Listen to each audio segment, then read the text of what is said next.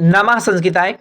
प्रिय संस्कृत के विद्यार्थियों, आज आपको उत्तर प्रदेश माध्यमिक शिक्षा सेवा चयन बोर्ड के द्वारा जो आपका संस्कृत का सिलेबस दिया गया है उसको अच्छे से किस प्रकार से आपको पढ़ना है, क्योंकि अब आपका जनवरी में एग्जाम है। किस प्रकार से आपको ध्यान देना है कि एक दो प्रश्न से आपका रह ना जाए। वो कौन कौन सी जो गलतियां लोग किए हैं और फिर बाद में पश्चाताप कर रहे हैं, सारी जानकारियां मैं आपको बताऊंगा कि इस प्रकार से आपको जो है पढ़ना है और अपने सिलेबस को किस प्रकार से तैयार करना है। जो आपको नोट्स बनाए हैं वो कब आपको पढ़ना चाहिए, ध्यान रखिए। सबसे पहले विद्यार्थियों, आपकी 7 पुस्तकें जो है संस्कृत में लगी हुई हैं, तो उनको बेहतर तरीके से आप एक अपने हाथ से जो है एक पन्ने में लिखिए, बिल्कुल सादे सादे पेज में, और इस प्रकार से क्रम से लिखिए। ठीक है, इस प्रकार से आपको क्रम से लिख देना है और अपने सामने जहां पर पढ़ते हैं पहले उसको इतना आपको लिख देना है, क्योंकि ये मैं आपको बहुत महत्वपूर्ण कड़वी बात है, लेकिन आप बिल्कुल लिख लीजिए इसको। और ध्यान रखिए, जो लोग टीजीटी और पीजीटी दोनों में डालें, तो पहले आप यहीं पर, अब देखिए समय कम है तो बिल्कुल एक डिसाइड कर लो कि पीजीटी मेरा अच्छा चल रहा है या टीजीटी अच्छा चल रहा है। ठीक है, पीजीटी में किस प्रकार से पढ़ना होता है, टीजीटी में किस प्रकार से पढ़ना होता है, इसका अलग अलग जो है प्रयोग है और अलग अलग प्रश्न पूछे जाते हैं। तो ध्यान रखिए, पहले मैं आपको आपके सिलेबस से अवगत करा देता हूं किस प्रकार से आपको पढ़ना है, फिर इसके बाद महत्वपूर्ण बातों पर मैं आपको गौर कराता हूं। देखिए, आपका गद्य, पद्य और नाटक यानी 3 खंडों में आपका सिलेबस बटा हुआ है। गद्य यानी इन ग्रंथों में से निर्धारित अंकों के आधार पर, यानी जो शब्दार्थ हैं, ठीक है, जो आपके जो संस्कृत के जो भी पुस्तकें लगी हुई हैं उनमें से महत्वपूर्ण शब्दार्थों को ध्यान रखना है, वो शब्दार्थ पूछे जाएंगी। महत्वपूर्ण जो सूक्तियां हैं, जो सुभाषित वाक्य हैं, ठीक है, उनको आपको ध्यान देना है। शब्दों की व्याकरणात्मक टिप्पणी, तो ध्यान रखना, शब्दार्थ भी आपसे पूछा जा सकता है। किसी कोई शब्द देगा संस्कृत का, उसका अर्थ पूछ सकता है कि इसका क्या अर्थ हो सकता है। और जो महत्वपूर्ण सूक्तियां हैं या कह ले सुभाषित वाक्य हैं जो प्रयोग किए जाते हैं, वो भी आपसे पूछी जा सकती हैं। पूछी जा सकती नहीं, पूछी जाती हैं। शब्दों की व्याकरणात्मक टिप्पणी आपसे पूछी जाएगी और आपसे व्याकरणात्मक टिप्पणी पूछी जाएगी। और जो आपके जैसे अभिज्ञान शाकुंतलम में सारंगरव को है, शार्दूल कौन है, ठीक है, ये जो है आपके सारंगरव शार्दूल कौन है, ये आपसे पूछा जा सकता है।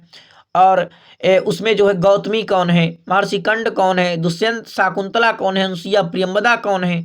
तो इनकी जो है चरित्र चित्रण यानी इनके चरित्र के बारे में आपको पता करना है। ठीक है, और इसमें जो आपके कवि हैं यानी ग्रंथकर्ता जो पुस्तक को लिख रहे हैं, और उसका परिचय यानी जो पुस्तक है उसका परिचय आपको पढ़ना है। ठीक है, इतना आप नोट्स में बना लीजिए कि हमें इस प्रकार से नोट्स भी बनाना है। अब देखिए, जो पुस्तकें लगी, कादंबरी का आपको सुकनासोपदेश मात्र पढ़ना है। कादंबरी में केवल आपको सुकनासोपदेश पढ़ना, ठीक है। शिवराज विजय में आपको केवल प्रथम निश्वास ही पढ़ना है। किरात अर्जुनियम में आपको प्रथम सर्ग यानी कि किरात अर्जुनियम की 18 सर्ग हैं। ये पूछा जाता है, हर बार परीक्षा में पूछा जाता है कि किरात अर्जुनियम में कितने सर्ग हैं, तो 18 सर्ग हैं। और इसमें आपको केवल प्रथम सर्ग पढ़ना है। मेघदूत आपका लगा हुआ, तो मेघदूत आपको संपूर्ण पढ़ना है। नीच शतक आपको संपूर्ण पढ़ना है। अभिज्ञान शाकुंतलम महाकवि कालिदास की जो रचना है, इसमें आपको चतुर्थ अंक पढ़ना है। और उत्तर रामचरित का आपका तृतीय अंक ही आपको पढ़ना है।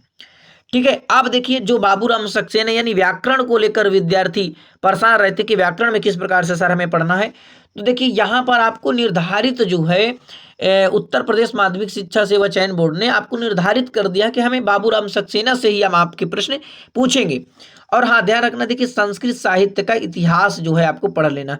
चाहे तो आप इतिहास, संस्कृत साहित्य का जो इतिहास है इसको कपिल देव द्विवेदी की आप चाहे ले लीजिए, चाहे उमाशंकर ऋषि के ले लीजिए। तो मेरे समझ से जो मैं पढ़ा हूँ, तो आपको उमाशंकर ऋषि की मैं आपको बताऊंगा। कपिल देव द्विवेदी की भी मैं थोड़ा पढ़ा हूँ, लेकिन वो मुझे उतना अच्छा नहीं लगा जितना मुझे उमाशंकर ऋषि की बुक लगी। मैं अपना बता रहा हूँ, आप ले सकते हैं कपिल देव द्विवेदी की, वो भी बहुत अच्छा लिखते हैं, मैं ये नहीं कहूँगा।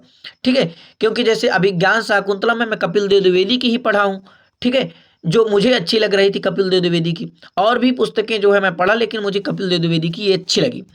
अब देखिए, डॉक्टर बाबूराम सक्सेना कृत संस्कृत व्याकरण प्रवेशिका के आधार पर संधि पूछा जाएगा और समास पूछा जाएगा, कारक पूछा जाएगा, प्रत्याहार के बारे में आपसे पूछा जाएगा, उसका परिचय पूछा जाएगा। आकारांत, इकारांत, उकारांत, ऋकारांत, पुल्लिंग, स्त्रीलिंग एवं नपुंसकलिंग शब्दों, लिंग शब्दों का रूप, सर्व पढ़ना है, सर्व शब्द रूप, यत किम युष्मद इदम अस्मद अस्मद अयम सर्वनामों के रूप आपसे पूछे जाएंगे। 1 से 100 तक की गिनती आपको याद होनी चाहिए, टीजीटी संस्कृत में पूछा जाएगा।